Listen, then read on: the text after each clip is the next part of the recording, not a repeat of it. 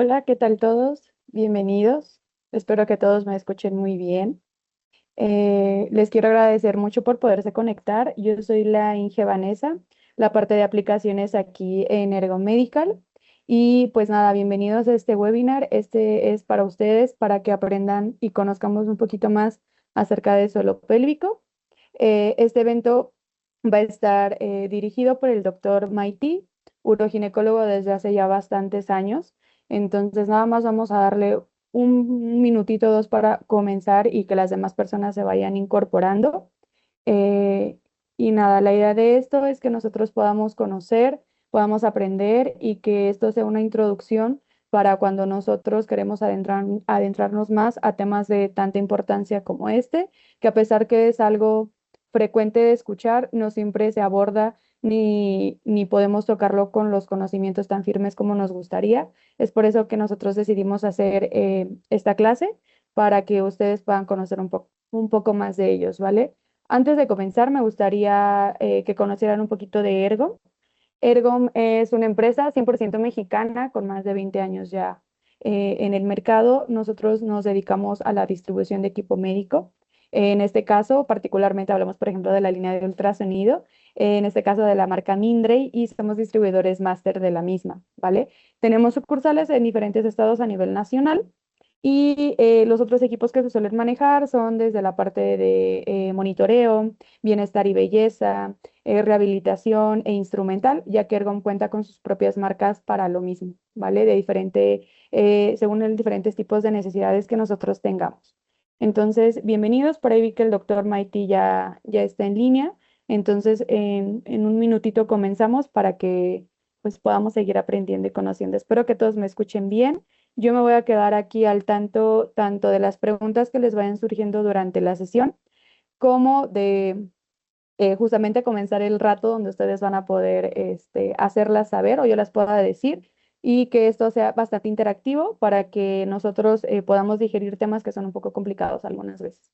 ¿De acuerdo? Y pues, Doc, usted nos dice cuando podamos comenzar y podamos compartir pantalla, ¿vale? Listo. Bueno, pues primero que nada, muchas gracias por la invitación a este webinar. Bueno, yo soy uroginecólogo, tengo aproximadamente 28 años de experiencia en ese área, tenemos tiempo trabajando en todo lo que es la lesión suelo pélvico, en la fisioterapia suelo pélvico, y últimamente hemos estado metidos mucho en el tema de ultrasonido de suelo pélvico para poder entender un poquito la anatomía y el funcionamiento de lo que nosotros vemos el día de hoy como prolapso, ¿no?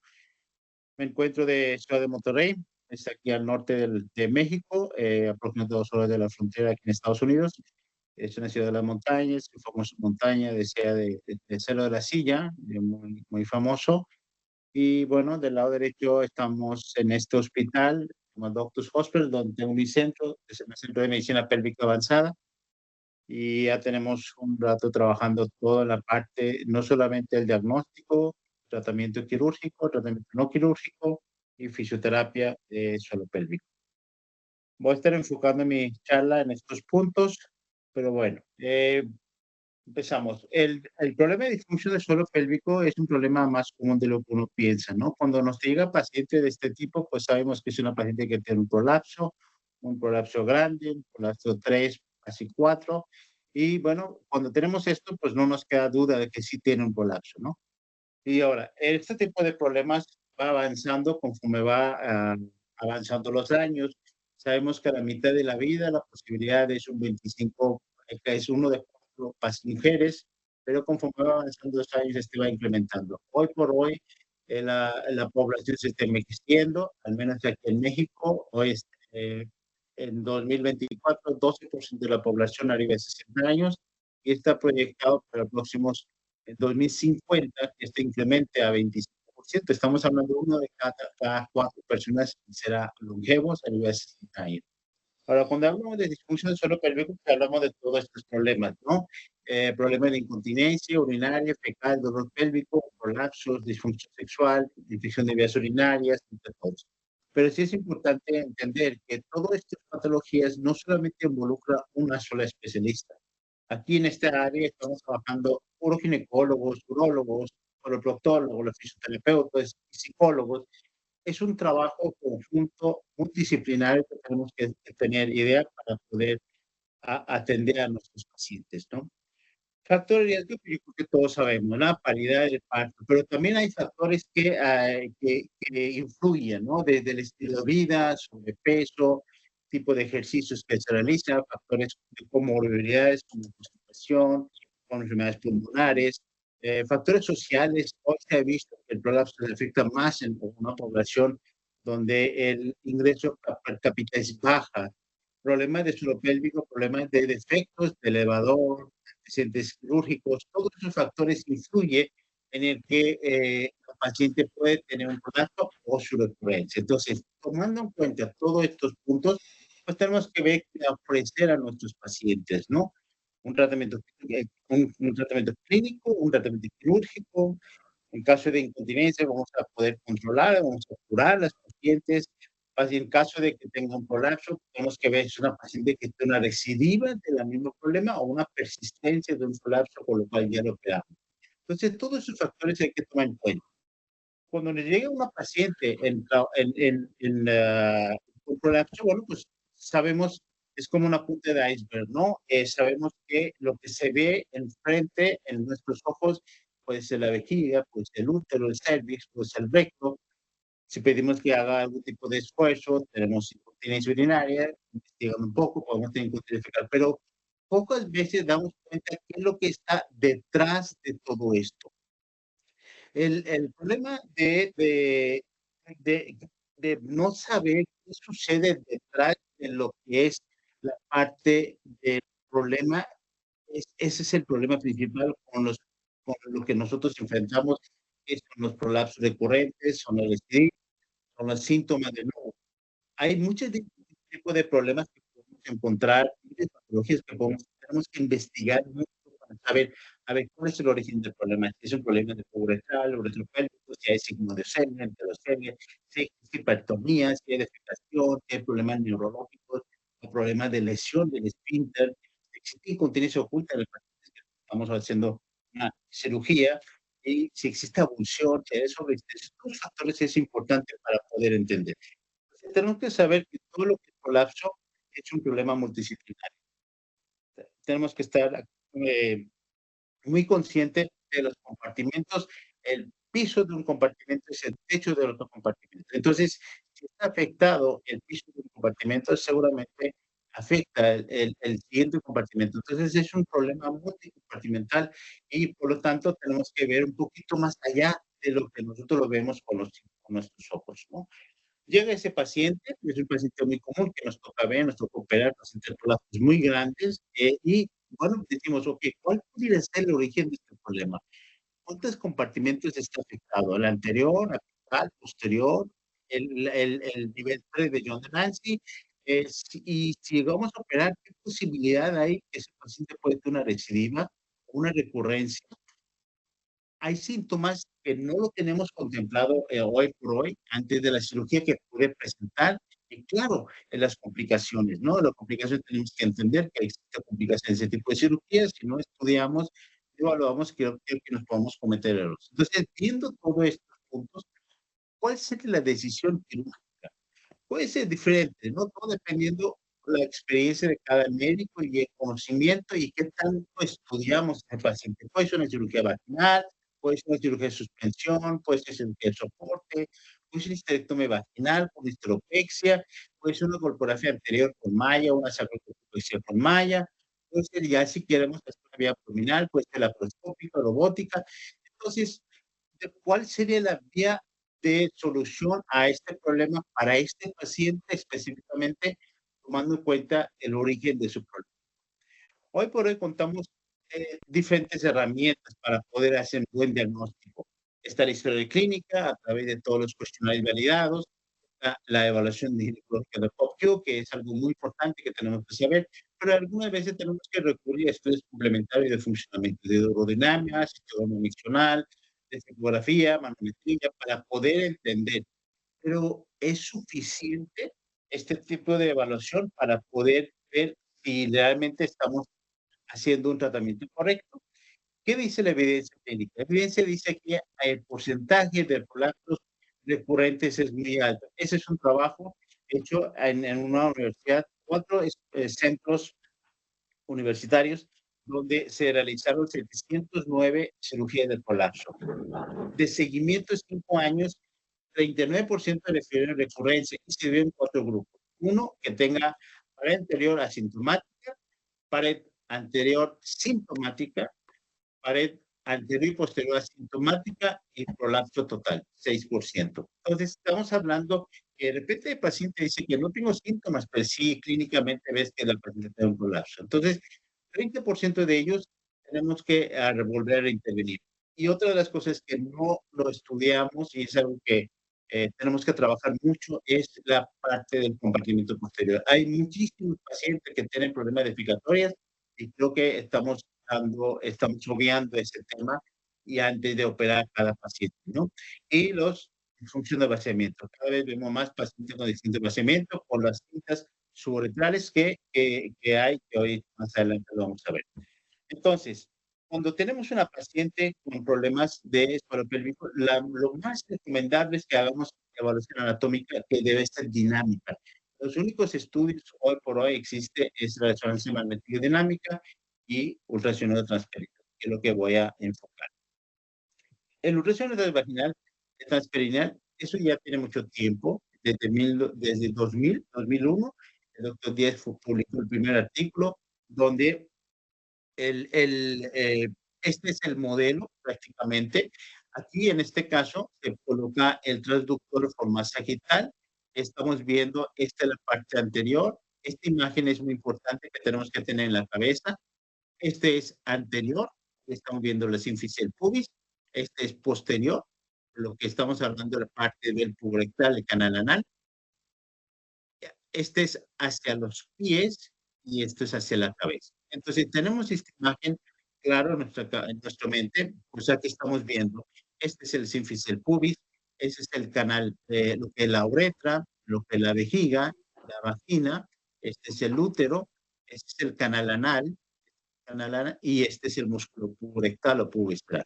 Esta imagen tenemos que tenerla bien presente para poder entenderlo. Este es un artículo que algunos años atrás se publicó, que es una revisión de diferentes eh, eh, instituciones radiológicas, entre AUS, en la Asociación de Radiología y Urología en Estados Unidos, donde estructuró para poder entender todas las patologías, tenemos que tener misma terminología. Y este es un artículo muy interesante. Les recomiendo que lo busquen, en dado caso que les interese en ese tema, para que puedan homologar los términos médicos con el cual se utiliza para poder hacer el estudio transperineal. Ahora, el estudio transperineal se puede hacer con diferentes traductores. Se puede hacer simplemente con un traductor 2D, que todo el mundo tenemos ultrasonido en nuestro consultorio, con endovaginal podemos hacer, y claro, endoanal. ¿Cuáles son las ventajas? Pues la diferencia de una resonancia magnética, una resonancia magnética es un estudio no invasivo, es un estudio libre de radiación, no hay dolor, es fácilmente disponible, todo el mundo tenemos ultrasonido en nuestro consultorio y creo que es cuestión de que se entrenen para poder identificar las estructuras, es más económico, es un estudio muy interesante que podemos evaluar todos los compartimentos. ¿Qué es lo más importante? Compartimento anterior, medio, posterior, incluso patologías relacionadas al compartimento posterior. No hay contraindicaciones, las únicas contraindicaciones es que tenga una infección, una lesión, una herida, una epidemia que no sea cicatrizada, para poder, de ese momento hay que evitarlo. Indicaciones, pues hay varios. Son todos estos, más todo lo que se va agregando. Es importante entender que hoy por hoy todos los pacientes con patógenos felopélvicos debemos estar haciendo ultrasonido porque podemos encontrar muchísimas cosas que a lo mejor ni siquiera nos hemos dado cuenta. Ahora, están ahí que todos los médicos dicen, bueno, pues, ¿cómo me puede ayudar a mí como cirujano esta información? Bueno, muchas de las veces la paciente dice, tengo una sensación de pesadez, y va al consultorio y dice, no veo nada, no veo un colapso, no veo algo que desciende, es son algunas ocasiones que tenemos que pedir ese estudio, si tienen que contener ese esfuerzo, pues simplemente el hecho que pierde orina no significa que la paciente tiene hipermuloguretral. También existe deficiencia intrínseca de la uretra que puede producir el mismo cuadro. Si tiene una malla, le preguntas a la paciente, oye, ¿qué tipo de malla le pusieron? Pues no sabe. ¿Y cómo lo pusieron la malla? No sabe. Entonces, podemos hacer, el ultrasonido hoy por hoy nos ayuda muchísimo a investigar un poco más qué tipo de malla le pusieron, cómo lo pusieron, la forma de la malla, si existe alguna complicación, si existe dolor, por qué tiene dolor. Hay patologías de compartimento posterior, defecación obstructiva, fístulas que nos puede ayudar para saber. Muchas veces vemos una paciente, estamos revisando una paciente, vemos que el piso pélvico está asimétrico. Un lado está descendido más que el otro. Entonces hay que saber qué fue lo que pasó con este paciente, por qué está descendido, por dónde está la lesión, cuál es el tamaño del hiato, cuál es la fuerza muscular. Es importante analizar la fuerza muscular porque hay muchísimas patologías, principalmente lo que es síndrome de miofacial, hay defecación dolorosa, discinergia defecatoria, son pacientes que están en relación con la fuerza muscular. Y cuando tenemos esto, hay que ver si a ese paciente lo vamos a intervenir tempranamente o después de hacer algún cirugía. De repente vemos una bola y dice, oye, no parece que es un colapso, puede ser un quiste, una masa que, que habrá que investigar. Y otra cosa, oye, operé a la paciente, pero volvió a recidivar. O persiste el colapso de nuevo. ¿Qué fue lo que pasó? O síntomas nuevos que no lo teníamos en nuestro radar. ¿Y por qué sucedió esta situación? Y síntomas nuevos. Entonces, toda esa información nos puede ofrecer el ultrasonido para poder entender. Ahora, la patología del suelo pélvico, enfocando un poquito a la fisiopatología, sabemos que el colágeno es un factor muy importante. Sabemos que a partir de los 25 años el colágeno empieza a disminuir, más en deportistas que el factor de disminución de colágeno ayuda en los deportes, pero afecta a nivel de suelo pélvico. Lo que sí sabemos sobre el nacimiento, ¿no? El nacimiento es un factor muy importante que puede haber lesiones ocultas, de acuerdo al teoría integral de Peter Peros, que habla de que la lesión puede ser a nivel de apical, puede ser en la parte lateral, a nivel de los cardenales, o puede ser anterior, a nivel de los ligamentos. Normalmente las lesiones se da un exceso de estiramiento. Y ese es un modelo antiguo que desde 2007 John de la decía que el músculo más importante que se estira es el músculo puborectal. Y hoy por hoy han hecho muchísimos estudios relacionados a la lesión que produce en el puborectal, que nos habla que puede ser un desencadenante de muchas patologías que hoy por hoy nos toca reparar. ¿Quién pensaría que a través de este orificio pasaría un bebé y que no hiciera ningún daño? ¿Alguien pensaría? Bueno, pues al menos nosotros no. De repente hay dudas que dicen que no pasa nada, no se recupera, pero tenemos que entender que hay consecuencias este PCBB. Lo voy a dejar esta muestra. Es una paciente de 27 años, segunda gesta, primigesta, llega por sensación de pesadez vaginal, dolor en relaciones sexuales, tiene 4 meses de haberse aliviado y tiene sensación de sensación de pesadez. Perdón. Y hacemos ese estudio, vemos la paciente que tiene una orina residual de 78 mililitros. Normalmente el ecografía se hace con vejiga vacía, pedimos a la paciente que vacíe su vejiga, tiene una residuo postmiccional de 78 mililitros. Al momento de revisar sus rotaciones de los ángulos, vemos que hay un descenso importantísimo del cuello vesical. Un cuello vesical más de 2.5 centímetros, comparativamente con el reposo, nos habla de un descenso del cuello vesical y eso nos habla de hipermovilidad perineal. Y el ángulo, hay diferentes ángulos que se miden, lo que es el ángulo de rotación, que es una relación del el reposo, el eje de la uretra de reposo con eje de la uretra de inclinación, con máximo valsalva. El ángulo que produce es un ángulo más de 50 centímetros, decimos que es una uretra móvil o hipermóvil. Y otra de los datos que encontramos en este paciente es que al momento de hacer un valsalva máximo, hay un prolapso. En una cistocele, nosotros calculamos ese cistocele más de 1 centímetro, más de 10 milímetros de exceso, tomando en cuenta la sínfisis pubis, hablamos que hay un cistocele significativo, igual forma un descenso de la ampolla rectal, y ahí hablamos que hay una hipermovilidad perineal. Entonces, este paciente primigesta, después de los 4 meses, encontramos con una residuo posmiccional elevada, una hipermovilidad uretral, un cistocele significativo, un descenso de la ampolla rectal, hay hipermovilidad perineal, el ángulo de plato elevador, que es un ángulo que produce en contracción y en reposo, está reducido, y un problema en el ángulo anorectal. El ángulo anorectal es un ángulo muy importante. Si se fija, ese paciente, este es el puborectal, el ángulo que se produce en contracción. Al momento de empujar al paciente, mira cómo se cierra ese ángulo. Este ángulo se cierra totalmente. Y esto genera un problema de defecación. ¿Ok? Entonces, normalmente cuando uno empuja, debe de abrir ese ángulo. Y entonces, y eso nos habla que ese paciente tiene un problema de defecación obstructiva. Está en 107 en Valsalva.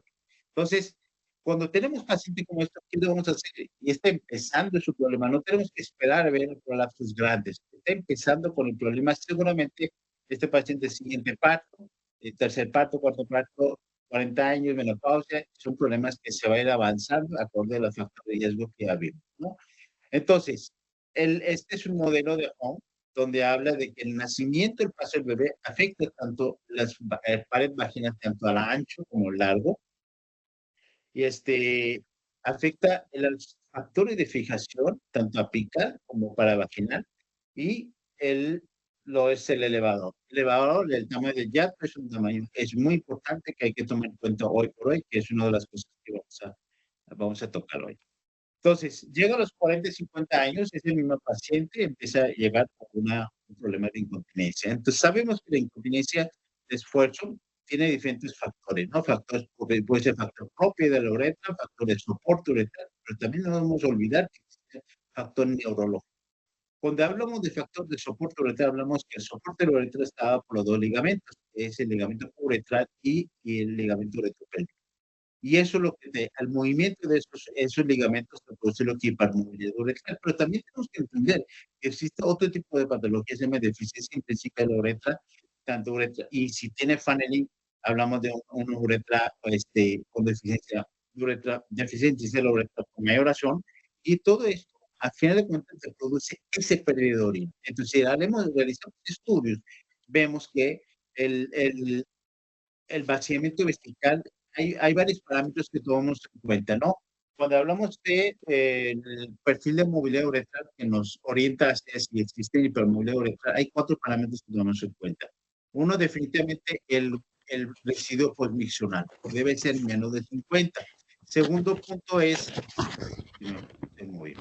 segundo punto es el grosor de la uretra, ¿no? El grosor de la uretra, perdón, el grosor de la vejiga. El grosor de la vejiga más de 5 milímetros es una identidad de una hiperactividad vesical. Tercer punto es el ligamento uretral. ¿Cuánto es que se rota? Ura es un ángulo, ura es la rotación de la uretra, es en reposo con valsalva, cuál es el ángulo que genera, y eso es, si es más de 140 grados, hablamos perdón, más de 50 grados, hablamos de problema de hipermovilidad uretral. Y por último, es el ángulo que hace lo que es el pared posterior de la uretra con la pared posterior de la vejiga. Hablamos del ángulo retrovesical, que debe ser menos de 140, y más de 140 hablamos una ángulo abierto. Entonces, estos son los 4 parámetros que tomar en cuenta para entender que ese uretra está móvil, y de ahí depende qué tipo de cirugía que vamos a realizar. Pero ese paciente, además de esto, tiene un funneling. Funneling es hace un embudo con el esfuerzo, con el valsalva, como en este caso, el paciente puja. Si se fija cómo se abre la uretra, hace como un embudo, eso es funneling. Y eso es un problema principalmente el deficiencia intrínseca de la uretra y el ángulo uretropélvico en forma muy importante. Se abre totalmente, desciende. Entonces, cuando tenemos una deficiencia intrínseca de la uretra, pues, obviamente la urodinamia nos ayuda con presión de cere baja, pero también tenemos que tomar en cuenta que el problema de Fanelli es muy común, más común de lo que uno no puede pensar, y obviamente el tipo de cirugía que realiza pues cambia totalmente, ¿no? Cuando hablamos de diferentes técnicas quirúrgicas, pues tenemos a varias cirugías enfocado a la estabilización. Está el TBT, que descubrió el doctor Umter desde 1996. Está el TOT, que es diferentes técnicas, de dentro, de fuera adentro o dentro fuera. Están los midi slings con el doctor Peter Pedros desde 2003 y la implicatura de ligamentos retrales. La primera vez que reportó este tipo de cirugía el doctor Peter Pedros fue en 1986.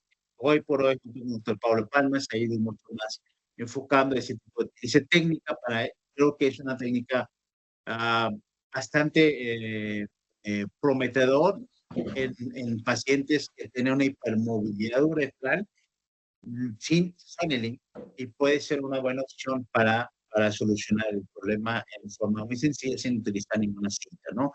Está la sistema Luxemburgo hoy por hoy que cada vez se suena más con los hilos suberetrales y está el técnica híbrida que es una combinación de las últimas dos técnicas.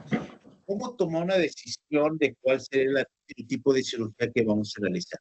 Si yo tengo una paciente con ángulo de rotación menos de 50 y un ángulo cerrado del retrovesical, tiene Fanelin, yo no voy con TOT, yo me voy con TBT. Ese paciente tiene muy probablemente una deficiencia intrínseca de la uretra o una uretra rígida o una presión de cielo baja, ¿no? Entonces, ese paciente yo tengo que ir con un TBT. Y yo no tengo esa información y solamente decimos, una paciente que tiene pérdida de orina por esfuerzo, cuando dejan por un TOT, quizá creo que estamos cometiendo un error. Y todos estos los otros procedimientos nos funcionan totalmente bien con la transobturadora, la técnica transobturadora, ¿no? Es decir, tenemos una ángulo de rotación más de 50, ni por un uretral, y un ring 2 retrovesical más de 140. Se habla de una uretra móvil y eso nos ayuda mucho para poder tomar la decisión de la técnica, de todas las técnicas que hay, depende mucho qué es lo que le gusta mucho más, ¿no? Ahora, hacemos una cirugía de antiincontinencia y sea te ponemos un mini sling o un TOT, un TBT, cada vez vemos que nos reportan disfunción de vaciamiento. Hoy por hoy, la estadística te habla de un 2 o un 25% de pacientes con disfunción de vaciamiento post cirugía de la cinta. Y eso ha sido un problema principal de toda la sociedad de Yoga, ¿no? Hoy podemos hacer una ecografía para poder ver dónde está ubicada la cinta. La cinta está en la parte media de la uretra.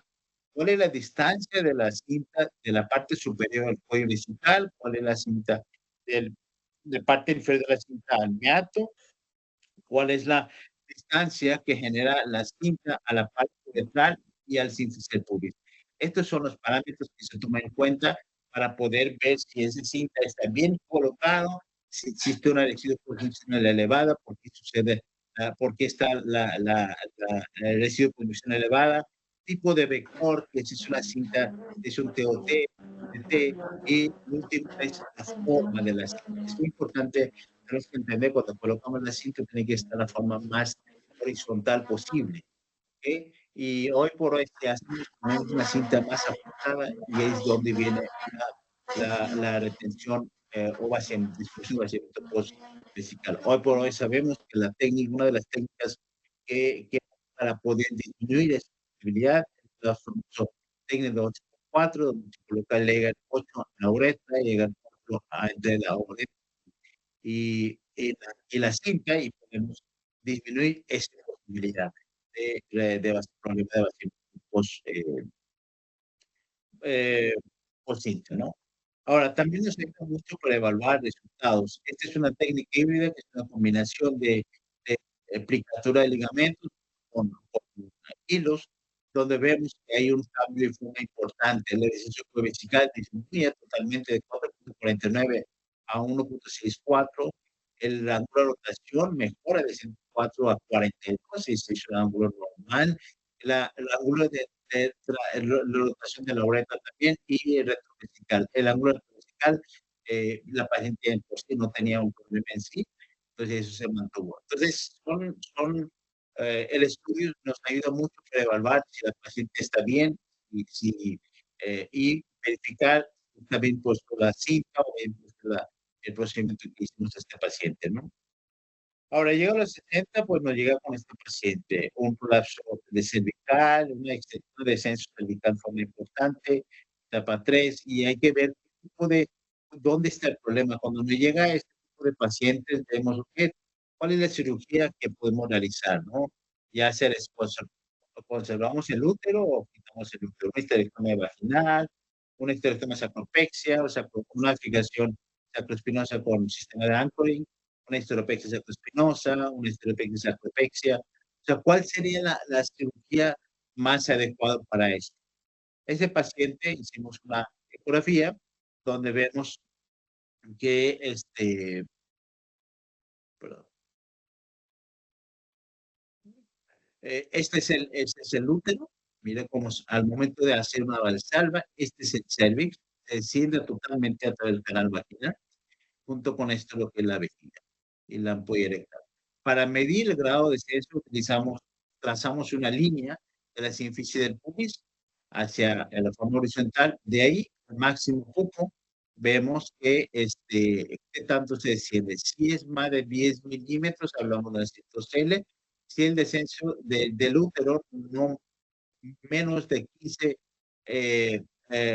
milímetros de esa línea base hacia arriba, hablamos que hay un descenso del útero, y la ampolla erectal más de 15 milímetros, hablamos que hay un descenso de la ampolla erectal y se puede traducir como un descenso perineal, una hipermelia perineal. Este mismo paciente, al momento de hacer este estudio randomizado, vemos que este es la uretra, este es el músculo puborectal, este es el sínfice del pubis, este es la rama del pubis donde se inserta. Al momento de medir, podemos medir del sínfice del pubis a la inserción del músculo puborectal sobre el sínfice del pubis. Las medidas normales deben ser menos de 2.5 centímetros, más de 2.5 centímetros, hablamos de hay una separación, una avulsión de ese músculo puborectal. Este paciente tenía ambos lados, 2.7, 2.6, a una avulsión bilateral, este paciente, y además perdón, al momento de hacer una evaluación de sobredistensión, hay una sobredistensión importante de 26 milímetros. Menos de 25 se considera como normal. Entonces, ya con estos hallazgos, ¿cuál sería la técnica quirúrgica más adecuada? Porque eso ya lo dejo acá aquí analizar, porque aquí lo que tenemos que ver es qué viene después. Hacemos una esterectomía, al año se regresa ese paciente con este prolapso. Vemos que aquí está los heterosacos, el paciente tiene una esterectomía, y, y cuando le llega ese paciente de nuevo a nuestro consultorio, dice, pues, ¿qué le vamos a hacer? ¿Cuál sería la cirugía más correcta? ¿O salvamos la vagina o hacemos una que se le corra? Hacemos una fijación sabinosa, ¿qué cirugía le hemos hecho anteriormente? No solamente esterectomía vaginal y la posterior, la paciente regresa con ese colapso. Entonces, revisando otra vez la paciente, vemos que ese paciente tiene otra vez protrusión tan grande de intestino, eso es una interesante grandísimo. Se ve, es más asas intestinales, y al momento de pujo, todo esto que se viene es intestino. Entonces estamos ante una interocele grande, muy grande. Y al momento de hacer estudio randomizado, vemos que ese paciente sigue todavía con avulsiones bilaterales. 2.7, 2.66, sigue con su avulsión bilateral y una sobredistensión importante de lo que es el hiato genital. Ese tipo de casos nosotros recurrimos a otro tipo de estudios, se llama eco de fecosonografía, colocamos gel intrarectal y pedimos que la paciente empuje para ver cómo se va comportando. Hay un buen vaciamiento rectal este paciente y seguimos viendo ese enterocelular grande. ¿Qué es lo que vamos a hacer con este paciente? ¿Cuál sería la mejor técnica quirúrgica para este paciente?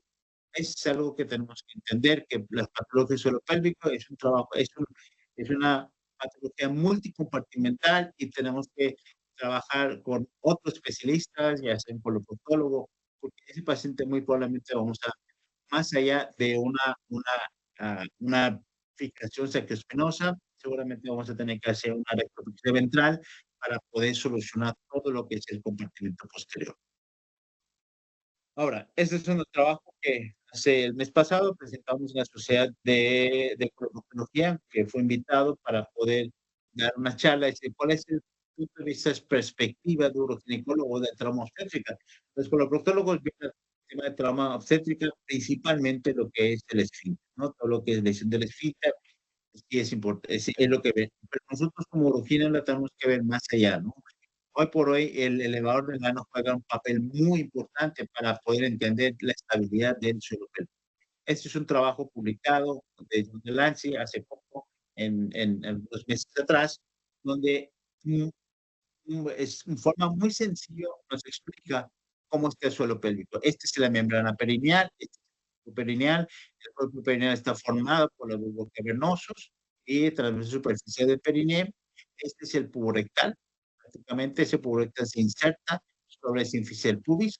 Al momento de quitamos ese membrana perineal podemos ver cómo se comporta ese músculo, ¿no?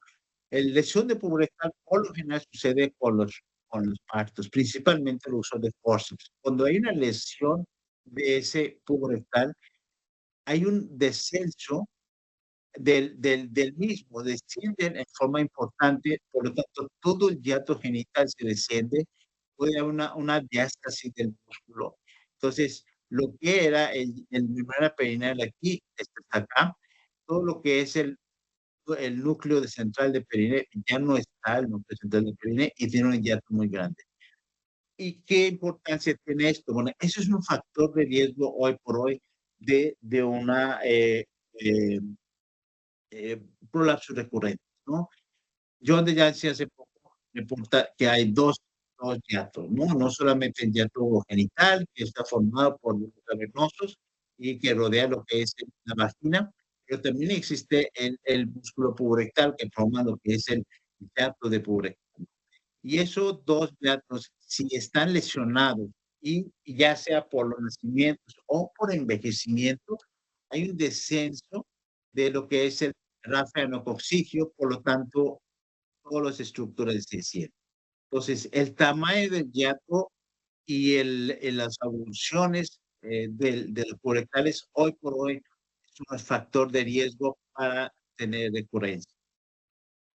Ahora, en lesión de hiato urogenital también sucede en un parto, ¿no? Hoy por hoy, si hacemos una episiotomía media o media lateral, cortamos ese músculo, cortamos el bulbo cavernoso y hacemos una media lateral que hoy por hoy se mueve más hacia media lateral. ¿Y qué sucede con el bulbo cavernoso? Se retrae el bulbo cavernoso hacia arriba, el tramo superficial también se lesiona, también se retrae y hace que la hiato genital aumente el tamaño. Hay un descenso del perineo y hay un aumento del hiato genital.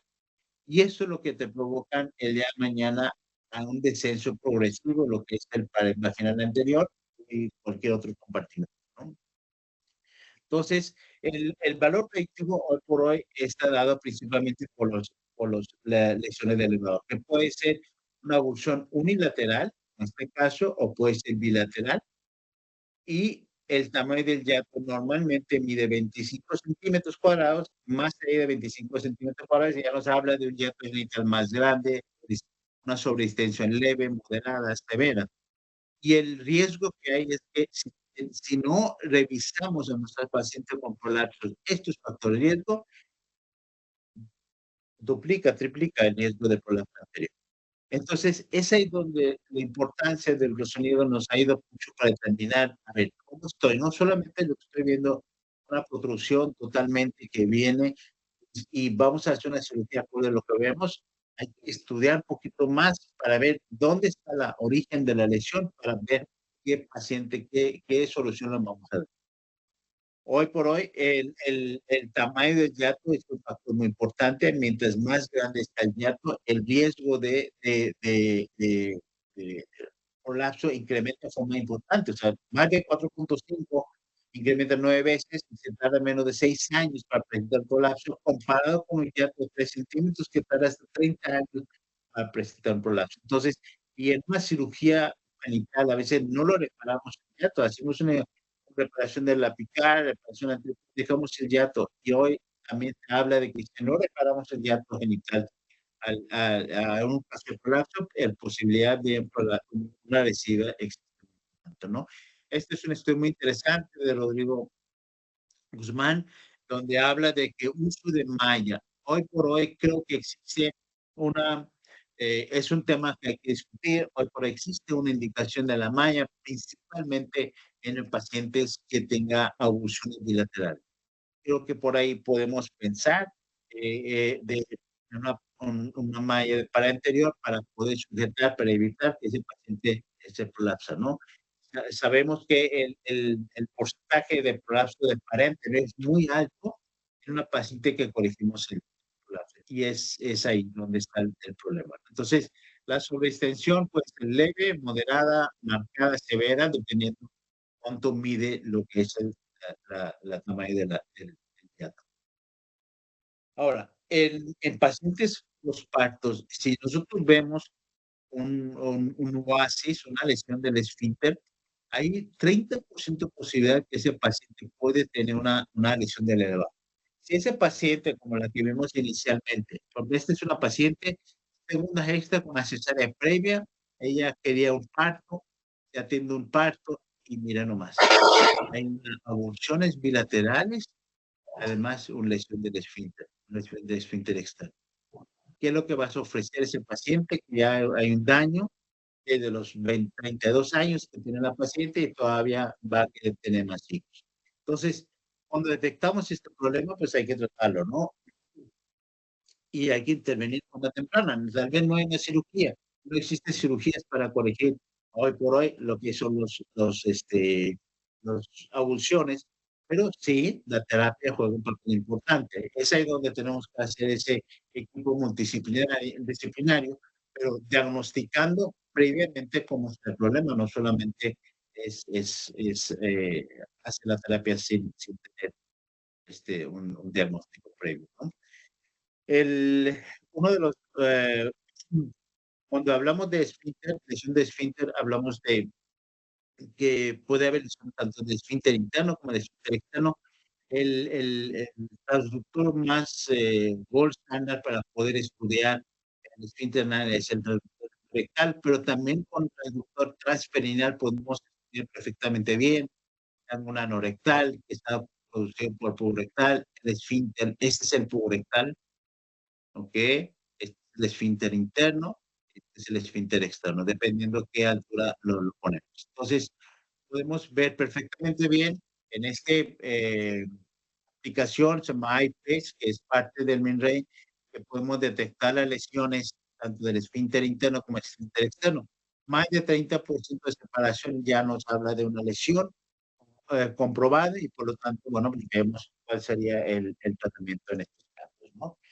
Ahora, no solamente el esfínter es lo que tenemos que preocupar, todo lo que es el compartimento posterior, hay muchísimos trastornos funcionales del compartimento posterior, no solamente es incontinencia fecal, es danismo, defecación obstructiva, disenergia defecatoria, incontinencia fecales. Este es un estudio realizado por Rodrigo Guzmán, donde evaluaron 719 pacientes con síntomas de compartimento posterior. Fíjese nomás, 64% de los pacientes tenían problemas de defecación. Estamos hablando más de 50%. Y es algo que no lo estamos diagnosticando en forma importante. Esta es una fotografía de una paciente. Nomás fíjense antes de continuar, otra vez, este es el sínfice pubis, la uretra, la vejiga, por aquí está el útero, este es el canal vaginal, este es el canal anal y este es el músculo puborectal. Le pedimos que la paciente que puje, fíjese cómo se cierra ese ángulo, cómo se cierra ese ángulo puborectal, ¿ok? Y cuando medimos la paciente, el puborectal, esa es una defecosonografía, le pedimos que la paciente que pujara, le puje, porque no puede vaciar su intestino, el puborectal está lleno, y normalmente esos pacientes refieren un vaciamiento incompleto, es decir, se quemó el baño, evacuó, pero me quedo con la secreción. Esto es principalmente estado por músculo urectal. Hay un anismo constantemente, hay una cierre del ángulo anorectal y eso te provoca un problema de defecación obstructiva. Entonces, si no le detectamos a este paciente y que tiene un problema añadida, además de un prolapso que pudiera tener, pues no estamos haciendo un estudio más completo, ¿no? Y nuestro protocolo, que él de cuenta, pues toda esta información que acabamos de ver en forma muy rápida, normalmente las pláticas de las charlas podemos, es muy extensos para abarcar todo el área, pero aquí lo importante es el protocolo, diferentes fotografías, ponemos revisiones tanto de compartimento anterior, medio, posterior, si tienes cinta, no tienes cinta, cuál es la distancia de la cinta y el problema del llanto, ¿no? Ya lo que medimos es un trabajo que hemos hecho con la doctora Diana Milena de Colombia, y está por publicar. ¿Qué viene más adelante? Bueno, si vemos esta manzana, la manzana dice, partimos y vemos una semilla. Bueno, esta semilla, si empezamos a cultivar esa semilla, nos va a dar muchísimas manzanas. Entonces, el área de suelo pélvico es que tenemos que estudiar. Creo que es un campo que requiere mucho más evaluación, mucho más estudio y mucho más sorpresas, ¿no? Desde toma de decisiones para el paciente trauma obstétrica, desde evaluaciones iniciales, todo paciente postparto, tenemos que revisar a ver cómo queda después del parto, ¿ya? Y diferentes procedimientos de estabilización uretral, toma decisiones de cirugía de prolapso dependiendo de hallazgos ecográficos, complicación de las cintas, detección de anismos, coactivaciones, dolor pélvico crónico, no solamente dolor pélvico crónico muscular. Hoy pues, nos olvidamos que la endometriosis es una de las patologías que podemos detectar y nosotros como ecografistas solo podemos detectar fácilmente lesiones, implantes de endometriosis sobre el sacro, sobre el límite redondo, sobre el pared vaginal, el tabique rectovaginal y todo esto, ¿no? Defecación obstructiva y, ¿por qué no? Mandamos a la paciente a la terapia. Hay ocasiones que la paciente no sabe cómo contraer y el ultrasonido nos ayuda mucho para entender, porque mira, lo que estás haciendo no es lo que quiero que hagas. Quiero que hagas este ejercicio, contrae para que veas cómo se desciende, cómo se desciende tu suelo pélvico. Y eso es algo que podemos enseñar. Pero también el tema de investigación está, ¿no? No, todo lo que es detección temprana, programas, también tenemos que entender que no todas las lesiones son musculares, también hay lesiones nerviosas, hay síndrome miofascial, que es una de las áreas de oportunidad que estamos haciendo, y hoy por hoy estamos realizando la elastografía del rectal para poder entender si existe alguna relación con defecación obstructiva o ver resultado después del tratamiento con fisio, a ver si se mejora el porcentaje de contracciones, ¿no? Entonces, creo con eso termino mi charla, no sé cuánto tiempo llevamos. Y bueno, pues en resumen, yo creo que el ecografía nos ayuda para muchas cosas, ¿no? Podemos evaluar el tipo de incontinencia dependiendo los valores de perfil de movilidad. Podemos ver el tipo de prolapso, grado de prolapso que tiene. Podemos evaluar la edificación, todo lo que es el compartimento posterior. Podemos evaluar los síntomas causados por cintas, las complicaciones de las cintas. Podemos evaluar dolor principalmente relacionado a son parámetros que se pueden medir para ver si hay relación, alguna relación muscular, endometriosis, trauma obstétrica es otra de las patologías otro de los problemas que podemos medir y detectar de forma muy temprana y fallas. Cuando tenemos falla de una cirugía, pues hay que ver qué nos falló la cirugía, qué nos faltó, si hicimos una buena técnica, nos hace evaluar más al paciente para ver cuál es lo que vamos a ofrecer y cuando tiene un síntoma de vaciamiento post-cinta, pues es otra de las áreas de oportunidad que hoy por hoy podemos detectar tranquilamente para poder solucionar el problema, ¿no? Por último, le dejo una invitación a nuestro primer workshop internacional que vamos a tener aquí en la ciudad de Monterrey. Vienen grandes especialistas en, en área de uroginecología y, bueno, la dirección, la documentación que gustan va a ser en Ciudad de Monterrey del 27 al 29 aquí en el Hospital Hospitaria y con valor universitario. Y bueno, pues también para comentar que tenemos también diferentes cursos de ultrasonido que podemos apoyar en lo que le gustaría. Muchas gracias. Muchas gracias, Doc, por la plática. La verdad es que nos llenó de información y buen contenido justamente por un tema que es muy vasto y esto siempre nos ayuda mucho para poder conocer más y los doctores que se conectaron y quien tome la sesión y asista también a sus cursos y al evento que nos acaba de comentar, pues para que se pueda digerir muy fácil. No sé si alguien aquí en la sala tenga alguna duda, alguna pregunta que le quieran hacer al doctor. Nosotros estamos aquí para que pues, la leamos y el doctor la pueda contestar. ¿Alguien tiene alguna duda, algo que quieran saber? Lo pueden escribir en el chat de la reunión y ahí nosotros la vamos leyendo.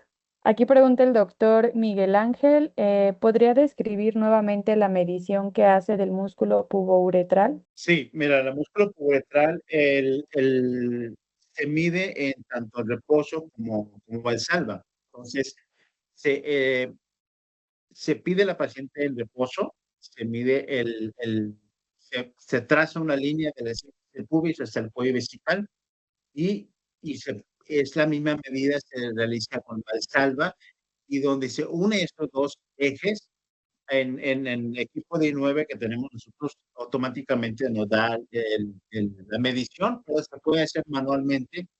Y si es menos de 50 grados, hablamos que ese uretral no es móvil. Si es más de 50 grados, hablamos que es uretral móvil. Y ese es un dato que habla de puboretral, ligamento puboretral.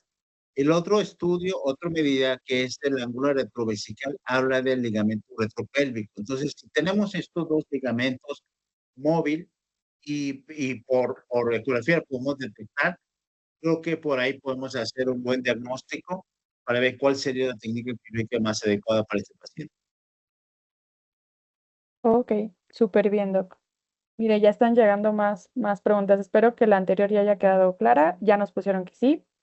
La siguiente pregunta es sobre su experiencia con la aplicatura de los ligamentos UP y PU.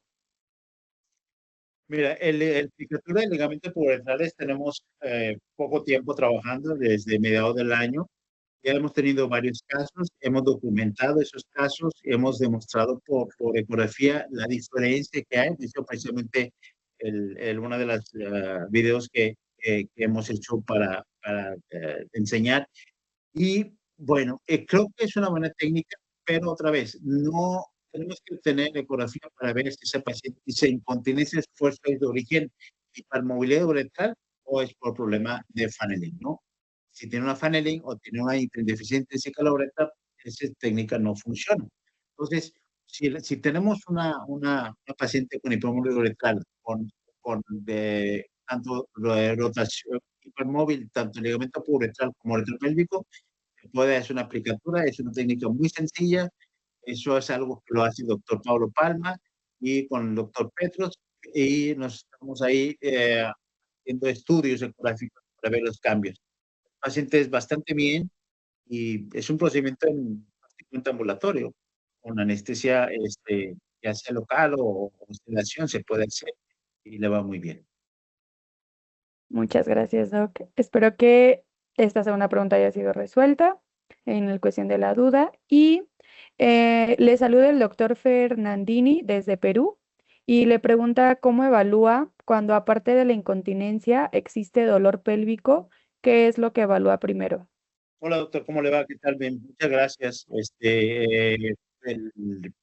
Con la pregunta, mire, el dolor pélvico hay varias cosas que tenemos que estudiar. Es un tema que estamos ahí evaluando, ¿no? Uno, definitivamente, el porcentaje de